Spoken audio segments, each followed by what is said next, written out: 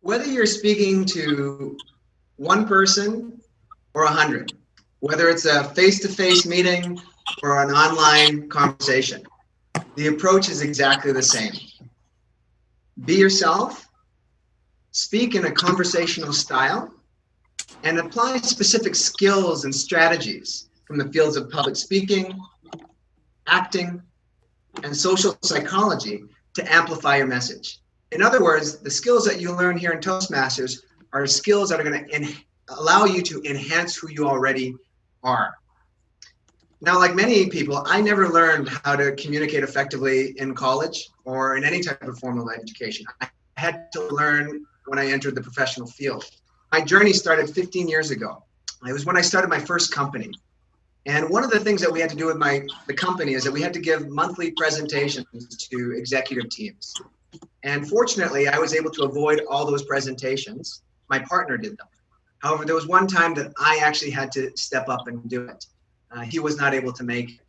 And I remember very distinctly that I got up in front of a group of 40 high-level business executives, all who were much older than I was. I was probably in my 20s. And for about 40 minutes, I wasted their time. I wasted their time because I just tried to use my words and my intellect to try to convince them. And this was a horrible feeling. And I swore that I never would feel like that again. And so I embarked on a journey to develop my ability to communicate. And this led me to Toastmasters. And I did Toastmasters for 2 years here in Chicago in the United States. And what I learned at Toastmasters is to be fearless, but at the same time, I also realized that I was still boring.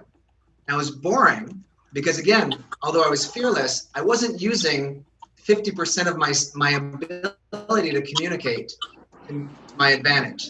And that was my hand gestures, my facial expressions, physical movement. I wasn't using any of that. I was very stiff. And so I enrolled in what's called Improv Courses. And Improv Courses are just courses that teach you how to use your facial expressions and your body to help really get your message across.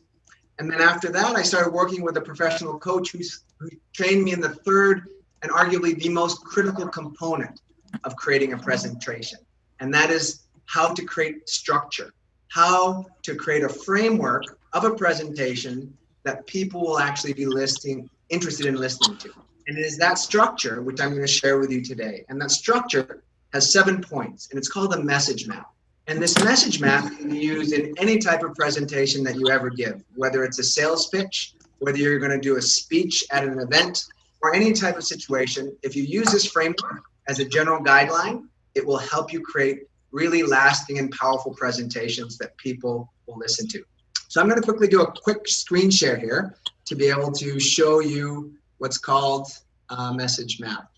We should be able to enable my screen share, whoever's controlling the control of Zoom.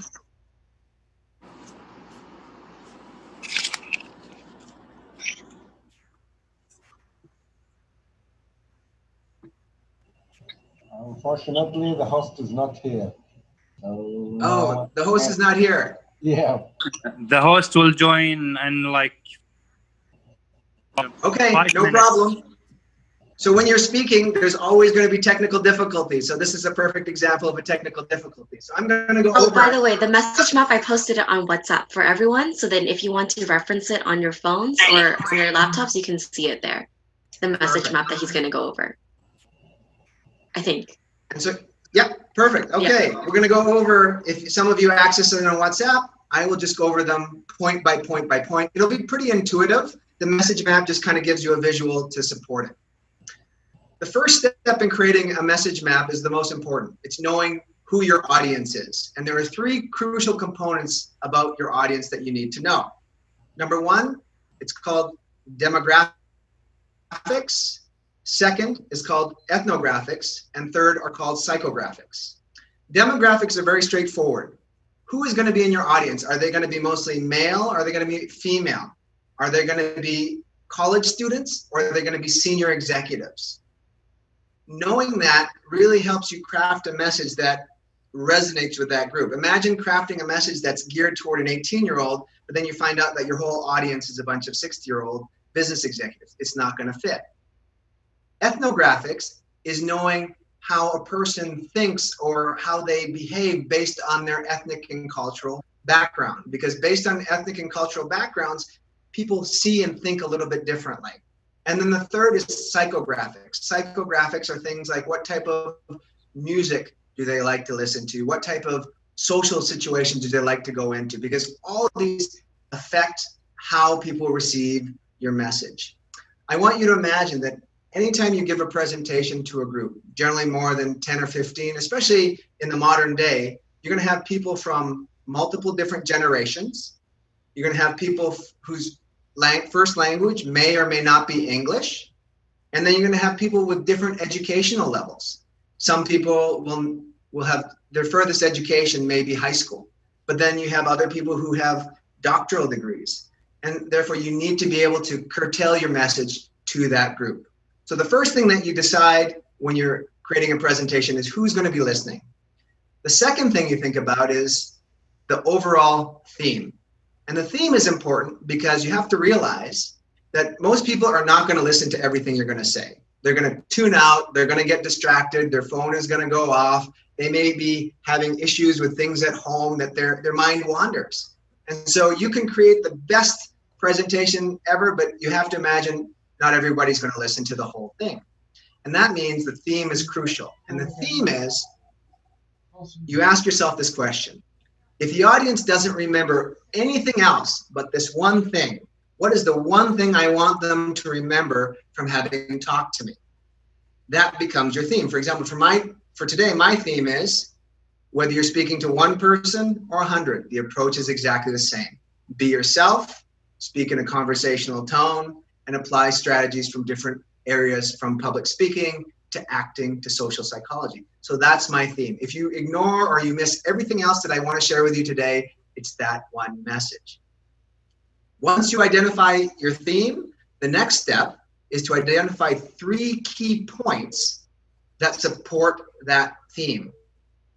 3 key points. And the reason why you choose 3 key points is because the human brain can only remember 3 to 4 things at the most.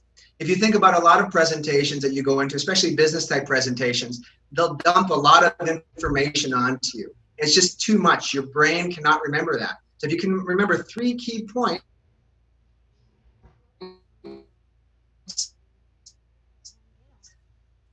it's going to help pitch, right? If you're trying to sell something to somebody, those 3 key points could be what the product is, why is it better than the competition, what is the price?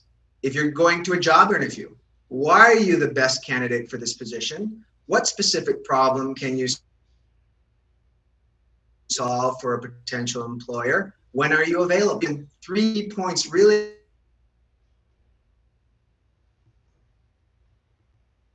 help solidify your message and key. Then 4th step is you get supporting information for those 3 key points. So imagine your first key point is how much is your product, or why is your product better than the competition? Well, the supporting information is all your research, all the heavy duty information that you have that helps support that point. That becomes the extra material that makes sure that the point sticks in the mind of the listener.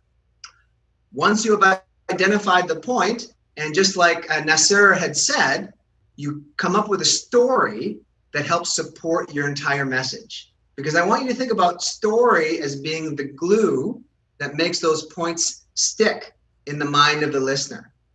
There's a saying that goes, facts tell, stories sell. So story is the key element to make sure, whether it's a business presentation or whether it's a speech, that your audience members can feel or at least relate to what you're trying to say. For example, today I gave a story about my journey learning these skills. And I did that on purpose so that you could see that, you know what, I learned these skills just like you did. And therefore I have a little bit more credibility than if I came in here and said, I know this stuff I've always known. So story is very, very powerful. And the best places to find stories are your personal lives. Your personal lives, bring that into the work environment. The sixth point is that you now go to the beginning of the message map and you start your presentation or your speech off with a very powerful message. a very powerful message. Oftentimes when you give a presentation, someone will go, "Hi, my name is John. I'm excited to be here. Today I'm going to talk to you about that." You've already lost your audience. Think of a presentation like a YouTube video. You have 5 seconds to decide whether or not you want to listen to that person. So every presentation you start, make sure that you start with something that's different. Maybe it's a question, maybe it's a statistic, maybe it's a story, just something that grabs the audience attention and jumps right into the presentation. Does that make sense? So capture their attention. You have 5 seconds. Again, I go back to this YouTube video notion or these videos. We generally, as people, we decide whether we want to listen to somebody within the first 5 seconds, right? So don't waste those 5 seconds. And in the very end, the conclusion, at the end of the message map, you have to give them a call to action, right? Call to action or a powerful close. If they don't remember anything that you've told them, just remind them at the very end what the key message is. Another way to look at what I just shared with you is at the very beginning, at the opening, you tell them what you're going to tell them. In the middle, you tell them. And in the end, you tell them what you just told them. And you give them a call to action. And so therefore, as I come to a close, I leave you with this one last thought. Always remember that every presentation you give, you don't need to transform into somebody that you're not. Be yourself, speak in a conversational tone, and apply strategies that you're learning here in Toastmasters so that you can execute and develop powerful presentations that people will listen to.